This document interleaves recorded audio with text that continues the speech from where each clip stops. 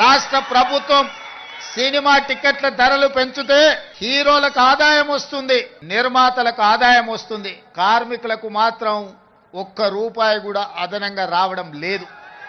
అందుకే ఈ వేదిక మీద నుంచి మీకు మాట ఇస్తున్నా, ఆ ఆదాయంలో 20% కార్మికులకు ఇస్తేనే రాష్ట్ర ప్రభుత్వం జీవో ఇస్తుంది.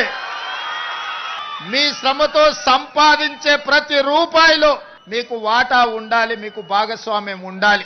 ఈ వేదిక మీద నుంచి మా అధికారులకు నేను ఆదేశాలు ఇస్తున్నా, రేపటి భవిష్యత్తులో ఎంత పెద్ద నిర్మాత అయినా, ఎంత ఇన్ఫ్లుయెన్షియల్ పర్సన్ అయినా రాష్ట్ర ప్రభుత్వం అదనంగా టికెట్ల ధరలు పెంచితే వచ్చే ఆదాయంలో 20% నా కార్మిక సోదరుల కుటుంబాలకు వెల్ఫేర్ ఫండ్ కింద వాళ్ళకు ఆ నగదు బదిలీ జరిగితేనే ఆ ఒప్పందం ప్రకారమే మా రాష్ట్ర ప్రభుత్వం జీవో ఇస్తుంది.